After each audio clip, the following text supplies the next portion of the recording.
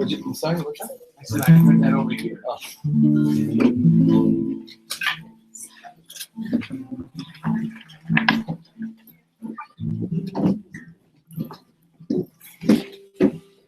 Okay.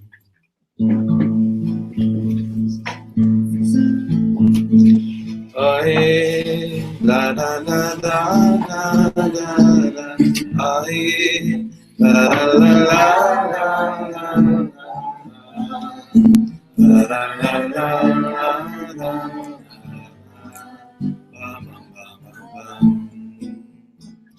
Aye, la la la la la. Aye, la la la la la.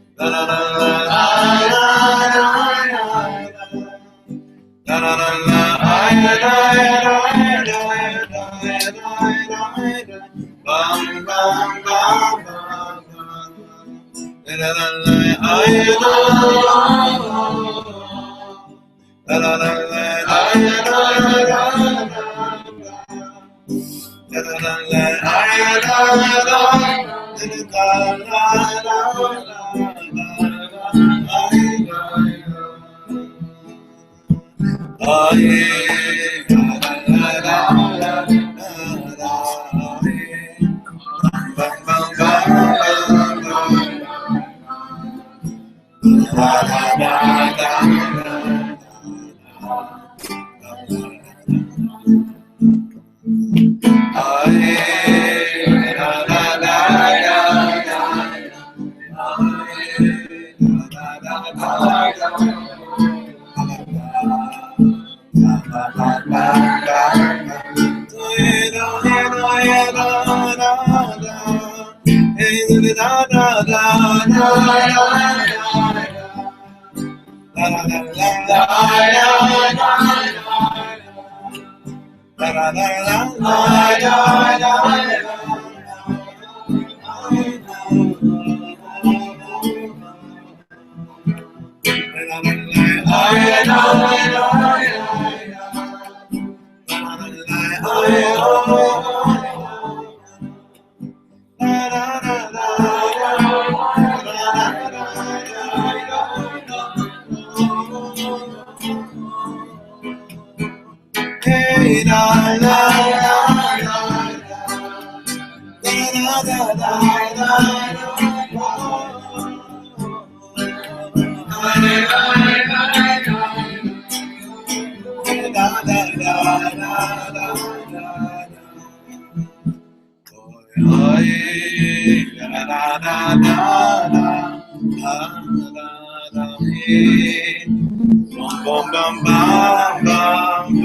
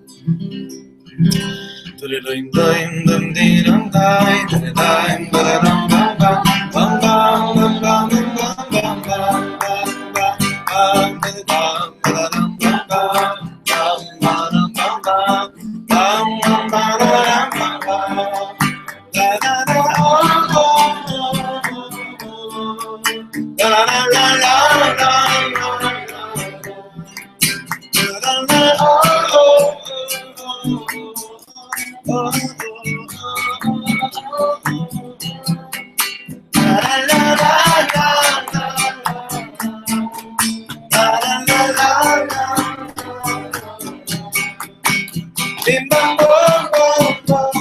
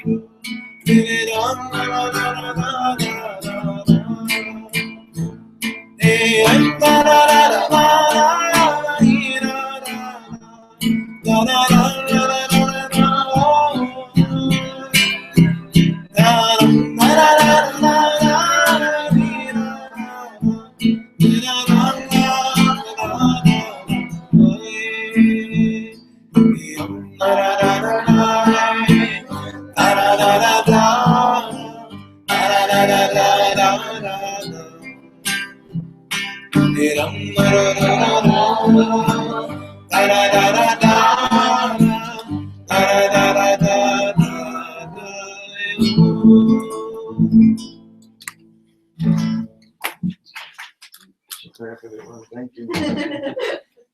Thank you so much for sing for a week.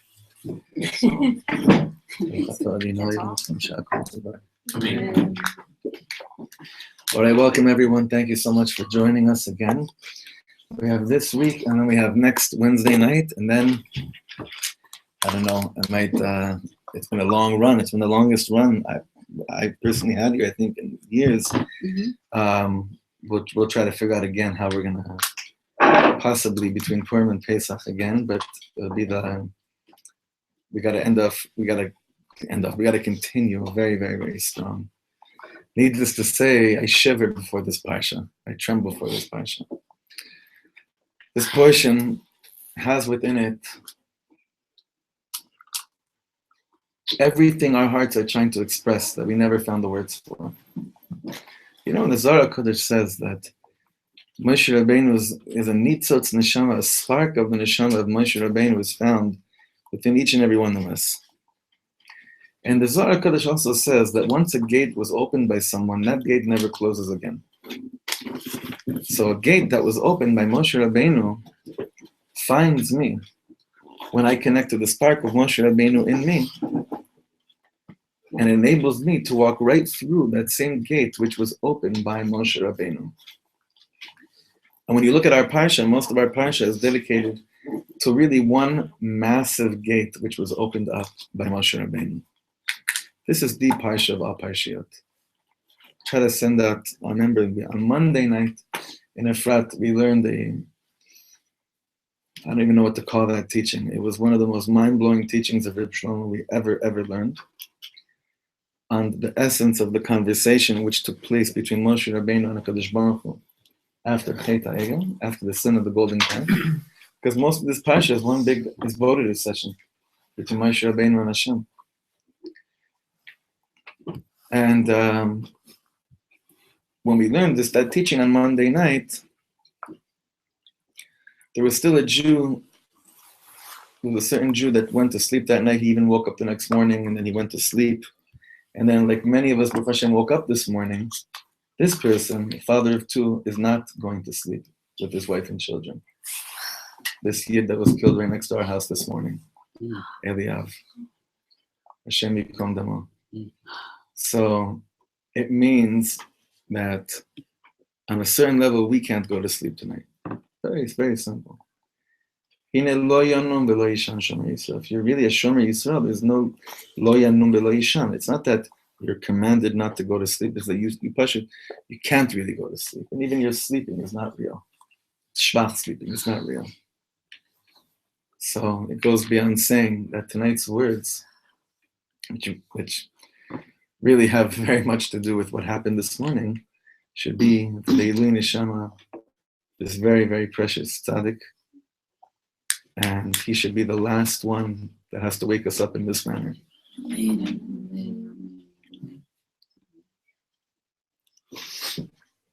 As much as most of the parsha really does discuss, it's really sheni, it's brought down halacha also. The whole story of the golden calf all happens in the aliyah of sheni. Why that? And you see, like the rest of the aliyahs are very short. But the aliyah of sheni, whoever is into Chumash and Rashi, they know Monday morning was a long session because you had to learn a lot of Rashi because it was a very long aliyah. Why? So Chazal explained to us that it's because we want it to be the aliyah of Levi. Levi should be the one that's during his aliyah, right? Why? Because Levi won't be embarrassed as much by a Yisrael when he reads this aliyah. Why? Because Levi's didn't participate in that sin. So we have a Levi, and he's up there for a long, long time. But the rest of this parsha is everything about it has to do with the way it opens up. Now, usually when you learn about Parshat Tisa, it's all about understanding the psyche of the people, understanding the third that asked Aaron HaKohen to build him a golden calf, and then to attempt to understand Aaron HaKohen as well. How could it be that he actually really kind of put the golden calf together and even commanded them what to bring? If you look in Rashi, look in Balaturim, you see it's not exactly that simple. He didn't say, go and bring me something because I want to get this done. He just thought that, Mechila from the women, he thought that if he told the men, go and get your wife's jewelry, they'd be fighting over it for a long time. And by the time they'd finish fighting over agreeing to give the jewelry, Moshe Rabbeinu would be back already, and there'd be no need for a golden calf. But it didn't happen like that. Women were very happily ready to give up their jewelry in order to contribute toward the building of the golden calf. But the beginning of our parsha, before any of this, Rishon, is about something else, especially the beginning of Rishon. Tisa shekel, contributing a half a shekel towards the building of the building of the Mishkan, the building of the Beis Hamikdash. In tonight's teaching, what we have here tonight is the incredible opportunity to understand how HaKadosh Baruch Hu is makdim refuah lamaka, which means that HaKadosh Baruch Hu sends the remedy before he sends the actual patch. He sends us, he gives us something to hold on to before we actually get hits, that we know how we could already heal ourselves from such and it doesn't get any lower than Am Yisrael, right after receiving the Torah, building a golden calf. For today's, honestly, if you had to compare it, you have to understand the severity of the thing. It'd be almost like that we would come back to Eretz Yisrael in 1948, and the first thing we would do was to have a seuda of pig in Yerushalayim. Like that's not even strong enough of a comparison. It's actually much, much worse. But however you can imagine the high versus the low, quadruple that by like 5 million, and that's exactly what happened in our parsha. But we have a refuah before the makkah. We have healing before we got this patch. And in tonight's teaching, we're going to see how Rabbi Shlomo understands the machatzita shekel. Now we could just on the pshat is the famous question is why not just was the commandment that the coins should be always half coins, but also the measurements were also always in half. So to make you feel like you're not that gewalt, you always have to remember that you're only half, and it's a very humbling thing. Whether you're rich or you're poor, you're always just half of the picture. We're gonna even that Torah is the deepest, but that's mamish like the beginning of the ladder for what Shlomo does with the Machatzis shekel tonight. So it's you have to share. Everybody has to share. Every Machatzis shekel. Exactly. It's 2 per person. 2 person for 1. Something like that. Okay, we'll see what we do.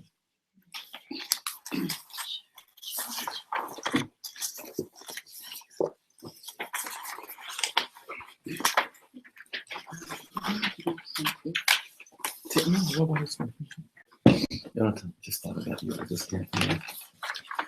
Wrestling, there's some nutrition, so always the Nachman's chain. I was saying, I turned it impressed on that chair.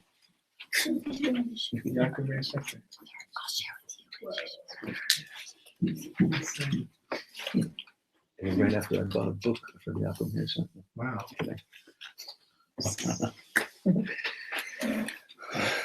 Friends, did it reach the back?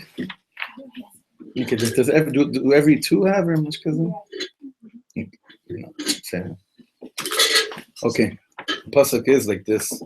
This they shall give everyone who passes through the census a half of a sacred shekel. The pasuk in Hebrew is Ze yitnu kol ha'over al apkudim machatzis hashekel v'shekel b'hakodesh. Okay. In the time of the Holy Temple, each person had to donate a machatzis shekel. And everyone is asking why only half. So we already gave, our answer in the beginning. Look what he says here. Imagine, if I would imagine I would have to create light on my own, it would be a very heavy thing. But if the light is there and all I have to do is to connect it, it means I only have to do half of it. Something is already there. All I have to do is to plug in. Okay, for people that are learning this for the first time, I want to explain something. Sometimes Reb Shlomo starts off very fluffy and soft and builds it up. And sometimes he whacks you so hard with the deepest depths in the world in the beginning because like there's no time. We have to go there right away. So in the editing process of these teachings, you should know we spend a lot of time trying to figure out how much of a prep should there be for certain statements like these, right? Because off the bat, what the world, what is he talking about, right? But because we're doing this together, let's try to crack this together. Let's try to crack this open together. Reb Shlomo said that if on my own I was expected to do what God did when he created the world, which was called Yesh Me'ayin, right? That out of nothing, suddenly there was something, that'd be a pretty heavy trip. If I had to create things that didn't exist before, emotions, if I had to establish levels of sanctity or holiness, boom, like that, just like that, on my own, that'd be a very difficult thing. But if I realize that all I'm doing is I don't have to invent things, I have to create to that which is already there, I'd probably be more confident, or I'd be more aware of that, and I'd have more potential. I'd feel driven. I'd feel much more driven that I can connect to something which is already there. It's almost like a teacher telling a student, come on, wake up, become smart, versus, come on, wake up, tune into that which you already have. Different ballgame. Okay? Can we move on? Okay. Now listen to the deepest depths. Haman came to Achashverosh and said, I'm giving you 10,000 shekels to wipe out the Jews. So the Midrash says that God says to the Yidden, you give half a shekel and I'll wipe out all the shekels of Haman. Okay, that's just, the word shekel. The concept of money plays a very big role in the Megillah, right? Mm-hmm. It's not stam that these parshias are always read during this time of Adar and Purim. You know what that means, Reb Shlomo says? Evil comes to you and says, you can't bring any light into the world with half a shekel. You have to create the whole thing on your own, which is not so simple at all. But don't kid yourself. You won't make it in your lifetime. So here I come and I say, the world is filled with light. All I have to do is to connect to it. It's right here. Okay. What's Reb Shlomo saying over here? Now you have to mochel me because I'm still really working on this in my own heart to really get this deep down inside. I'm not even talking about living it, I'm talking about understanding it. But what I think, and you please feel free to share it better or differently, the way that you see it, is that what's one of the ways, and there's one of the manners that evil disguises itself. And evil, we're speaking about that doubtful voice in our mind that says to us, unless you are a complete chidush in the world, and you figure out a way to start a whole new movement which never existed before, you coming with half a shekel with little, well, it's not going to do anything in the world. It won't be a big chiddush in the world. And we have a teaching from the Baal Shem Tov that says, David Melech says, Torah Hashem temima meshivas nafesh. The Torah of Hashem is, what does it mean, tamim? Not just that it's pure and innocent, but that it's tamim from the word of shalem, that it's absolutely complete, and that any chidush that any of us ever had or will have was all given to Moshe Rabbeinu at Ma'amad Har Sinai. And all we're doing is revealing things which over the years got clogged up. Do you think the Baal Shem Tov was a chiddush? Maybe he was a chiddush for his time. You think Reb Shlomo was a chiddush? Maybe for his time. But I'm sure that at a certain point, when God created the world and he thought about human beings, I'm sure his concept was very much that people should actually really love each other and hug each other, even if they don't know each other, right? Probably what Hashem had in mind. But we're so big on what's the biggest thing today? Startups. Imagine you tell someone, listen, I have a great startup, and really we're just going to pick up on everything else that exists already, and we're going to do half the job, and we'll have an exit worth millions of dollars. Are you kidding me? You're not going to sell that to anybody. You have to come up with something that never existed before. And Haman comes and says to you, unless you do the whole thing on your own, and you don't connect to that which is already there, As Yidden is something else. Machatisa Shekel reminds us, you were put into a world, not a desolate world. The fact that Hashem created the world already means that you were brought into a scenario, a reality that's already filled with light, filled with options, filled with possibilities, filled with opportunities. And then the work begins. Do you know what kind of a humbling statement that is? It's utmost humility. Rabbi Shlomo is going to drive this point home even clearer. I want you to know, it's also so true between people. If I have to create love and the other person has to create love, it's very heavy. We'll never make it. Meaning, two people meet each other and they have to figure out on their own what this concept of love is, and they have to make it up. They have to come up with what the right boundaries are, what they aren't, what is it, what's real love, what's not real love. They'll never make it because it's one of the heaviest things in the world to do that. The world is filled with love, Rabbi Shlomo says. All you need is this half a shekel, this little connection, this little bit of plugging in. So do you know what happened to us on Purim, Rabbi Shlomo says? La Yehudim haisa ora v'simcha v'sasan v'yikar. On Purim, we realized the whole world is filled with light. Remember, it says, this is a beautiful midrash. It says, La Yehudim haita ora v'simcha v'sasan v'yikar. Midrash says, ora zo. What is ora? Torah. Yikar is tefillin. It says that each thing that it says in the pasuk that the Jews finally had, La Yehudim haita ora. So the midrash says, ora means Torah. So the famous Torah we learned many times already. That what does it mean that only now they realize that they have the Torah? They got the Torah on Har Sinai. So this Vasemes, the Rebbe, the second Rebbe of Gur, says that up until the whole Chiddush of Purim was that up until the story of Esther, the Torah wasn't Ora for them. It was just Torah. It's not Gewalt.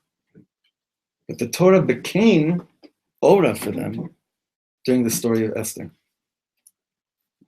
So that, just on a side note, our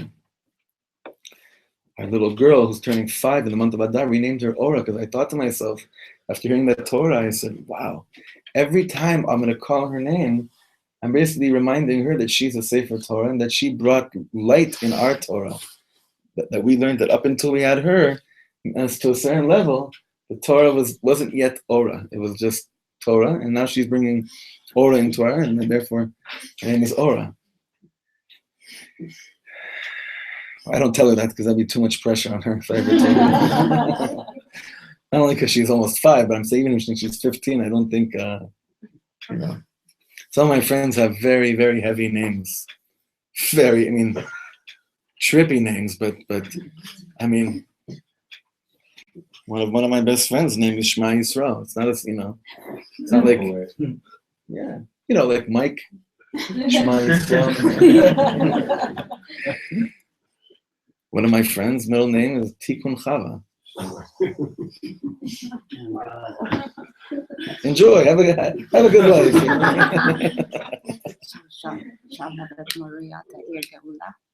Shalhevet Moria Ta'ir Geula. Right. This is big stuff. This is very big stuff.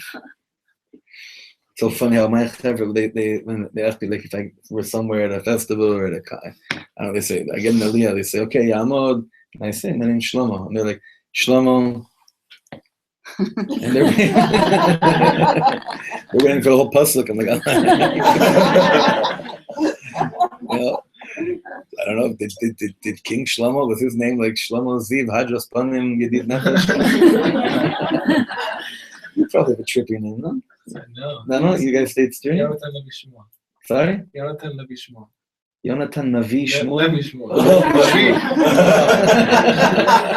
Yeah, simple. It's our wish and hope that our children are going to bring all to us now. Of course they will. Again, look at this paragraph. Do you know what happened to us on Purim? On Purim, we realized that the whole world is filled with light. Every little good thing you are doing connects you to the highest light there is, meaning the light which already exists. Meaning to say, Chavra, that on Purim, the simcha wasn't that I finally realized who I am. It's that I realized that all I have to do is plug into that which already exists. And how do I find that out? What's Purim all about? Tefillah. When you daven, when you pray, you realize how much lighter the load really is. Because you realize how much you really just have. See, before you start praying from the outside, looking at your life story, it looks like the biggest and heaviest burden there is. And then you start doing avodah. You start working the work, the service of the heart. And when I'm working with my heart, because wow, this load is so much lighter. It's just about plugging into that which already exists. It's already here. Some people think I have to work like a dog and cut myself into pieces for 2,000 years until I smell or feel a little bit of light. The light is right here. You just have to connect. So Rabbi Shlomo was saying, this is with this type of energy, you build the Beis Hamikdash. You don't just build the Beis Hamikdash and you have to think of what it should be like and what it should look like. The light of the Beis Hamikdash is already there. Hashem doesn't need you to give full coins. He needs you to give half a coins. Now, does Hashem even need half coins? Hashem doesn't need anything. This is the whole shir on Monday. Hashem has a ratzon. He has a will, a desire. But to say that God needs something, it's a very problematic statement. Very hard. On Monday night, we gave the example of trying to decipher a certain song that I grew up on from Miami Boys Choir. I know that. It was one of the albums. I don't think did anybody in this room grow up on Miami Boys Choir? Yeah? No way. So you're not real hippies. There's a song. It goes like this. We were trying to figure out if the words are "We need your tefillah," or "He needs." What are the right words? He needs you, or we need we, right? Right. So we're having a machlokas rishonim whether it's really he needs or we need. Because to say Hashem needs. Does Hashem need machtis a shekel? Hashem said, well, I have enough, but I really need half a shekel. Full shekels will be too much. Obviously not. So what's Hashem's ratzon? What's his will? When he quotes measurements of half, to remind you that with everything you're doing, it's not on you to create something that doesn't exist. It's on you to reconnect to that which is already there. So Babich Rebbe said, I'm sorry? To plug in to that which is already there. Babich Rebbe said that our door is the work of our generation is like the work of what Yitzchak did. What was Yitzchak's avodah in this world? What did he do? He what? He redug the wells. What happened to those wells? What's the two words the Torah uses to explain what happened to those wells before Yitzchak had to redig them? Sitmum plishtim, which means on a literal translation that the plishtim had covered it up. They filled it with dirt. Where we learned, I think it was the Pshischa or the Chidush Yarim that says that what's the well, the depth of Torah, the well, the knowledge, the spirit. We have to redig that which what? The Plishtim, our enemies, Sitmum, they made into Stam. They said, And forget plishtim. You know, we look at our own life and we look at chidushim we once had, or books we were used to be into, but now we're older. So we look back, that's now I have to, like a lot of people go through this when they graduate the Netivot Shalom, which is just horrible statement. Why? Because that was intro, that was Chassidut 101. I knew a little bit of Hebrew, I could add the words up. But now, bring on a Tikkunei Zohar. Now I'm ready for, blow my mind learning the Arizal's Talmud Eser Sfiros. Then after a while, you go back to the Sivas Shalom, which I'm doing this year with the Chavrusa of mine. And every word is matok mitvash. Every word is filled with sugar, filled with honey. Sitmum plishtim. We made our chidushim stam. All you have to do is redig all the be'erot, which you yourself already dug. Why are you starting all over again from nothing? And that's what Hashem was telling the Yidden when they brought Machazit Shekel. You're made out of something. You experienced Yetzias Mitzrayim. You experienced Matan Torah. You experienced so many divine moments where your heart and soul and your mind were all one. Now, it's all about remembering that place, plugging into it, and it's just but a Machazit Shekel. If we ended right now, that'd be the deepest in the world. However, we live in a very broken world.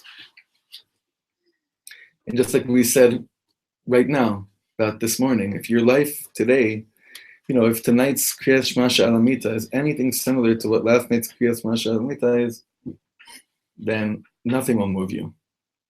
Remember, the Torah was given on a parsha named Yisrael. Rabbi Shlomo explains 5,000 times that it's because Yitro was a person who changed.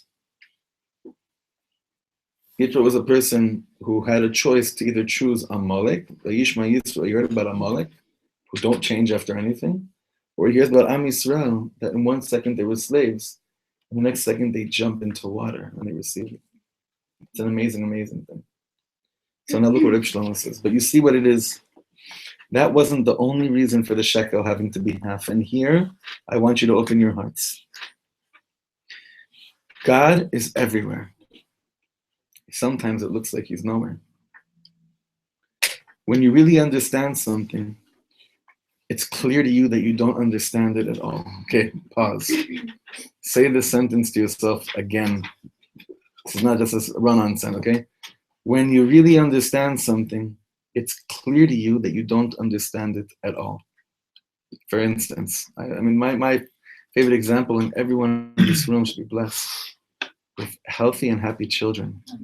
When you understand that you have the gift of being a parent, once you understand that, you don't understand at all what it is to bring a neshama into this world.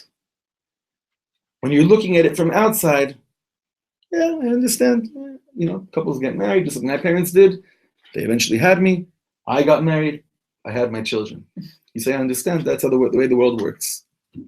Shlomo says, when you really understand something, you don't understand it at all. He's going to take this even further. When you are really close to, when are you really close to somebody? Next page. When you realize how far you still are. And I'm going to say that sentence again. When are you really close to somebody? When you realize how far you still are. Once you know, I've had a friend, when he went to Rabbi Nachman's Tzion in Uman one trip, he never felt closer to Kedusha, and in the same breath, he never felt further. How does that work? What does that mean? Are we all bipolar? Do all of us suffer from this complexity? So on a certain level, yes. Let's see what he says.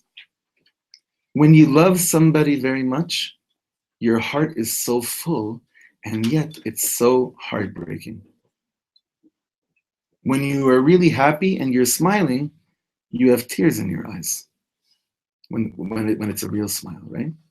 And if you're really crying for real, you're also laughing in the inside.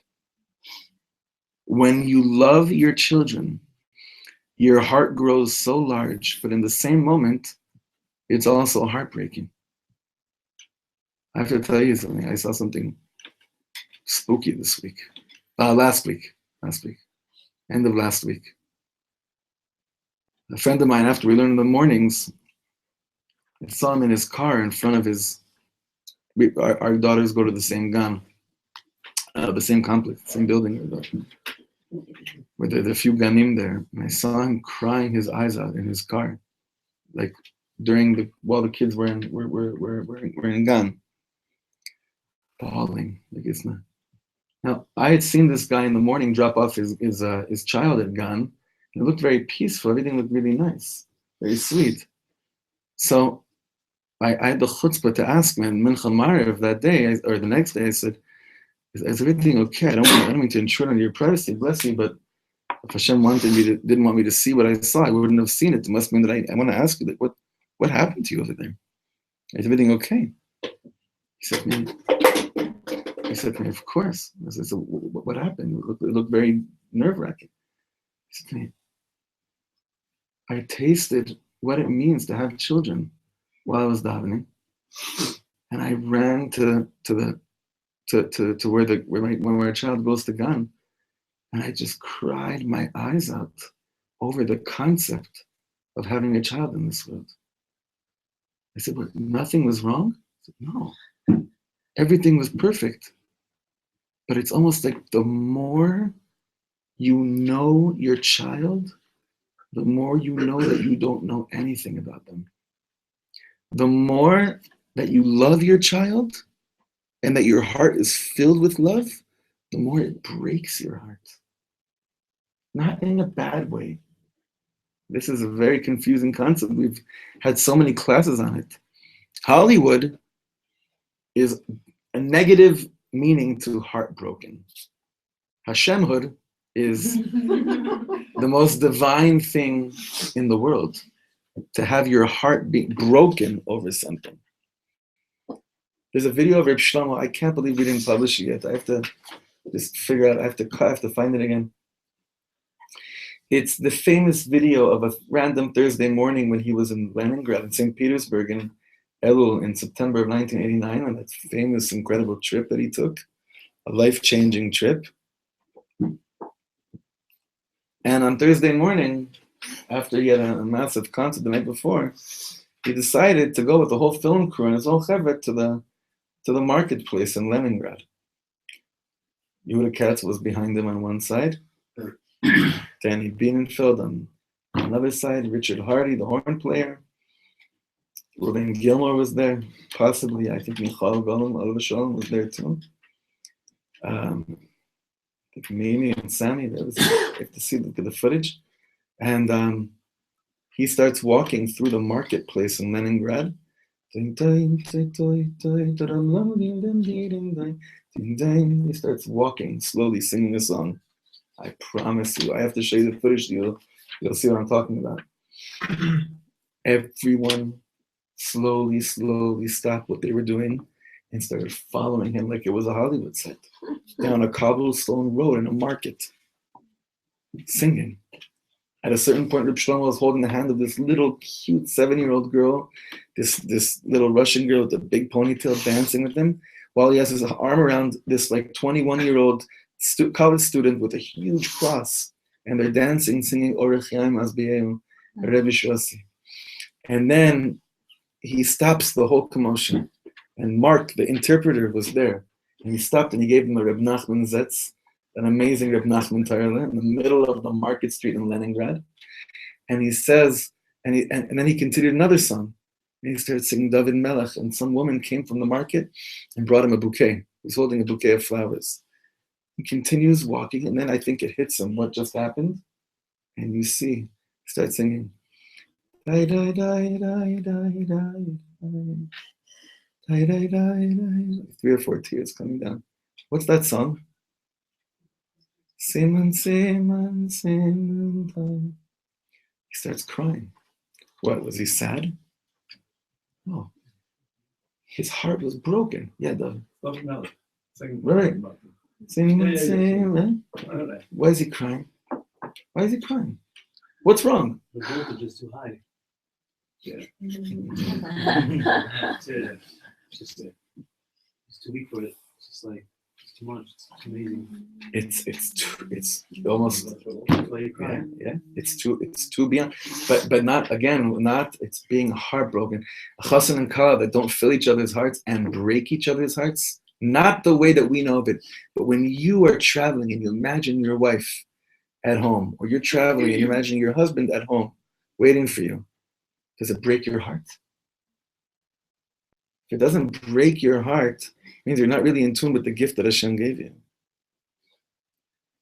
Again, this is this like back and forth of what do you mean? I thought we're supposed to fill our hearts, where our hearts were so empty. It's like, no, it's okay. They come and they fill you with actual something tachlis in your heart, and then they rip a hole into your heart. And it's supposed to be like that. It's absolutely supposed to be like this. We have to be very careful. We have to, again, understand what this means with the concept of being heartbroken. Now look what he says. Again, when you love your children, your heart grows so large, but in the same moment, it's also heartbreaking. When you stand by the holy wall, your heart becomes whole and also begins to crack open. He just explained it to us. You know how boring it is to have a heart that's full? Our hearts were meant to crack, not to break, but so that they could open and actually let all of our emotions that we usually suppress to be felt. That's the whole point of something being heartbroken. And we go back again to the most important teaching from Reb Mendel of Katz, who once asked a very simple question. In Kriyas Shema we say, behold, these are the words today I'm placing upon your heart. And everyone knows that Mendel says it should have said, it should have said, I'm placing it in your heart. But Mendel says, you know what God does? He does everything for you. He gives you everything. You know where free will is celebrated? One area. Are you big enough of a person to let your heart be cracked open so that all the words and all the Torah you learned can actually sink right inside? That's what it means to be heartbroken. You can read every book about marriage and do everything right and never forget the Friday with flowers and never forget your great-grandmother-in-law's anniversary and all the right things. But unless your heart breaks open, you don't feel that which you know. You don't get to feel that which you know. And everything we're trying to do, and Purim is the place, ad de lo yada, I reach a place till I don't care anymore about knowing. I just want to know about feeling. This is our avoda that we're in right now. Look what he says here. Take a husband and wife who really love each other. They make each other whole and they break each other's hearts. Not in a sad way, but in a deep way. You know why the Holy Temple was destroyed? Because the Holy Temple only made us whole. It stopped breaking our hearts. What does that mean that it only made us whole? Let's describe that scenario. What does that mean? That at a certain point, the Beis Hamikdash stopped breaking our hearts and it only made us whole. What do you think that means? That it only made us feel good? What do you think? He said in the previous shiur, and I always remember these words, that when you went in the Beit HaMikdash, you just knew what you needed to do. Like that light, just the insight came into your mind. And I guess there was no mystery then. You know what you're doing. Without the Beit HaMikdash, you don't know. So that everything's a mystery. And therefore, I guess your heart cracks open more easily. Right. Your heart cracks open when the clarity, the projectors aren't on. It stopped breaking our hearts because on a certain level, everything was just clear. More than that, we didn't have to do anything like we did in the Vera. Okay, we bring a car on, everything's said, everything's good. We didn't have anything lacking in a sense. Even if we did something wrong, it was still okay. You get it for it and this move on.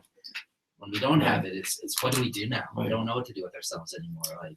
You know, what you're saying is so good. You know, the point of the Levium singing while you brought a korban, you know what it was for? It's to break your heart. The Levi's were there, what, to give you nice nigunim so you felt good about yourself? It was to crack your heart open. And I guess at a certain point we got disconnected from the power of music. We just got used to the melodies, like you go to shuls today. You know, I hate to say this, however, there's shuls that daven Shlomo Nusach. It's nothing to do anymore with the feeling. It's not the heartbroken Nusach. It's just this is the Karlbach daven. You mochel me for saying that, no? You know, she doesn't go to shul. Huh? Keep saying it. I totally agree. That's why I have to tell you. No. My best friend, my teacher, Rav Raz's davening, on a certain level, where did it come from? It can't. Well, you think Raz isn't the chassid of Reb Shlomo? Let me tell everyone here. He's one of the biggest chassidim of Reb Shlomo. But what is the nekuda that he connected to? People's hearts need to be broken again. So there's another round now of a new wave of brokenness. Not brokenness nebuch, but I'm cracking open my heart so that I could feel that which I already know. And that's just the most strongest Beis HaMikdash energy. So again, Reb Shlomo says the Beis HaMikdash stopped breaking our hearts. So what happens when it stops breaking our hearts? What do you need a Beis HaMikdash for? What do you need it for? Eretz Yisrael breaks your heart. Chicago doesn't break your heart. Doesn't. Holland doesn't break your heart. Eretz Yisrael breaks your heart. Breaks your heart.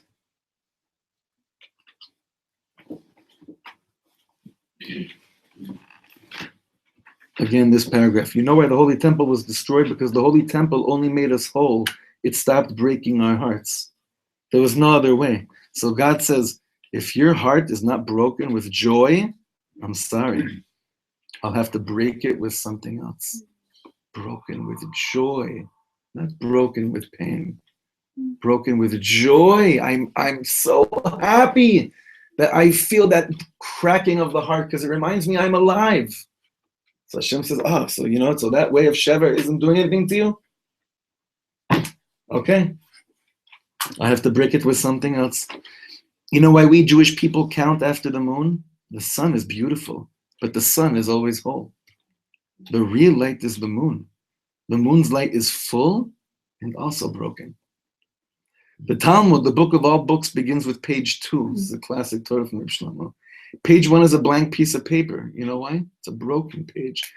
Nothing's written on it. When you learn with the deepest depths of your heart and soul, you kiss the blank paper. You see, the whole world wants peace that makes them whole.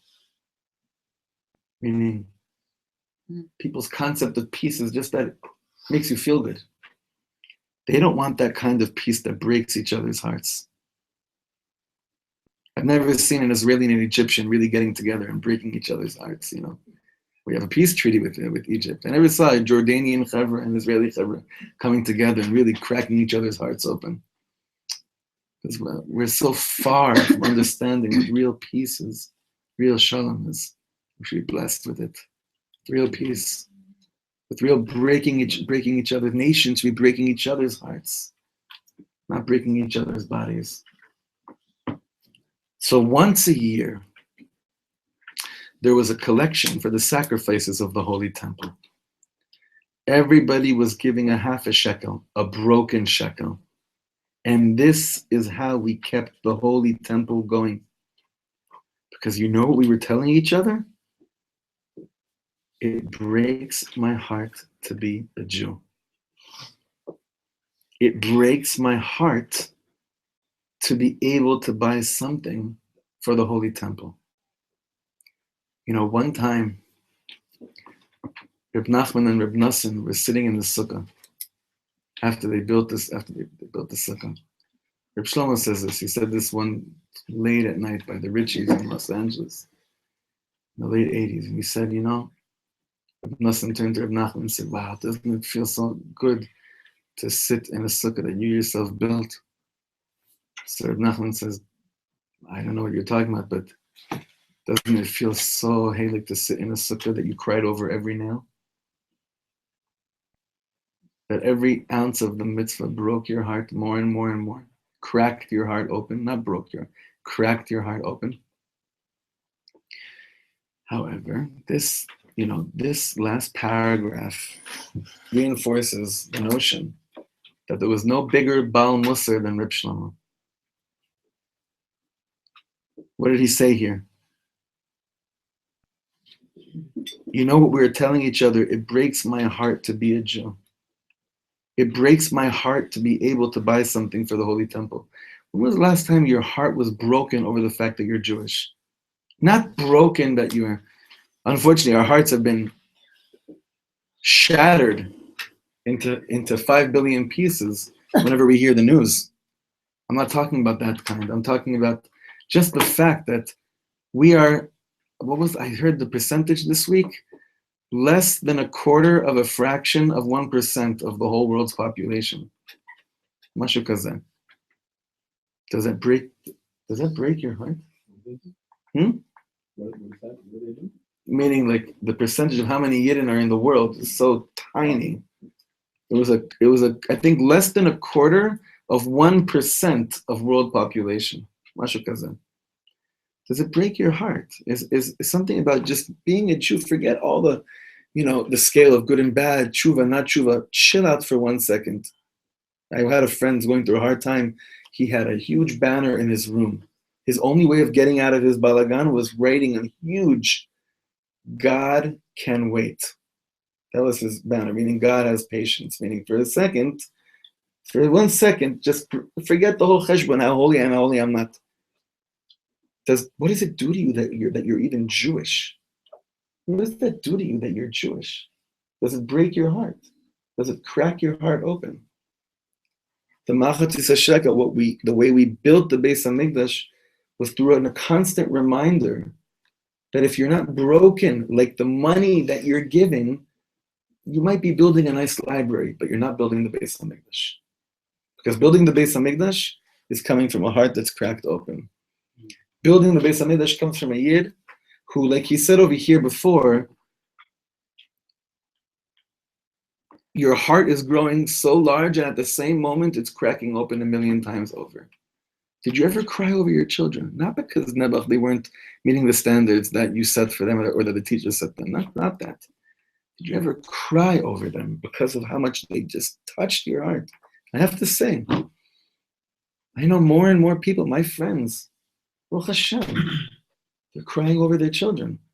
Reb Shlomo said once something, this was freaky. I tried this for a few weeks after, then I said, I have to stop. I can never try this again.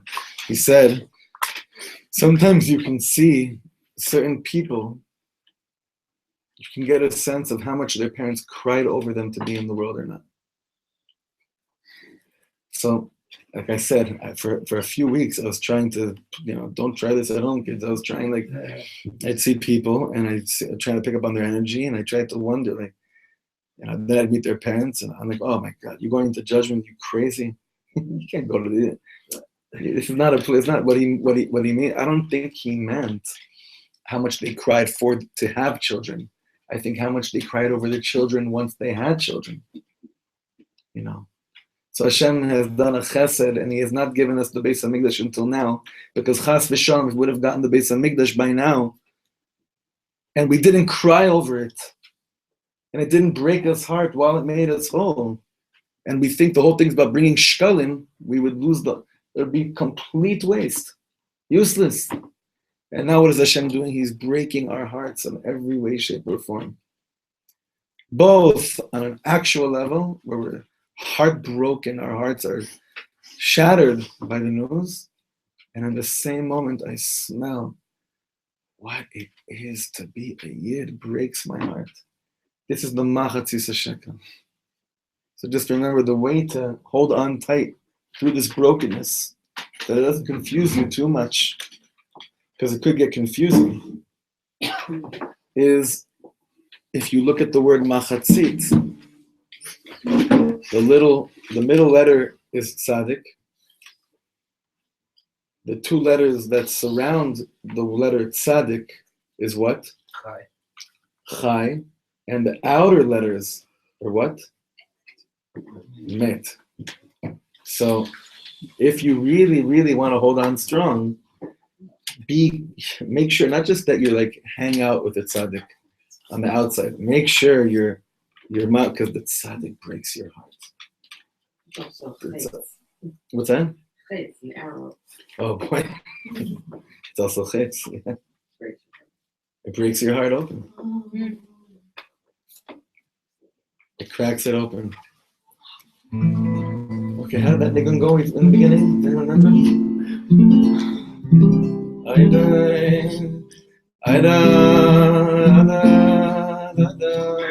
good nigun does the same thing.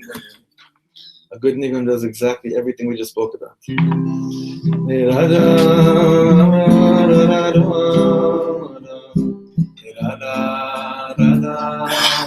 That's it.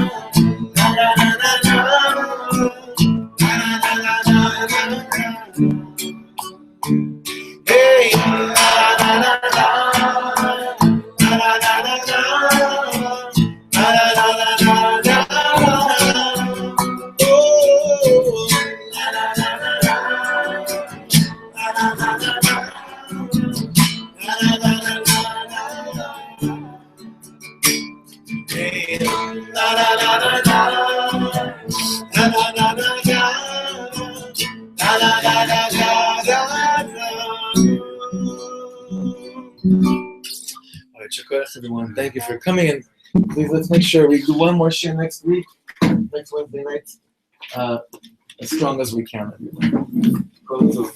B'sorot tovot.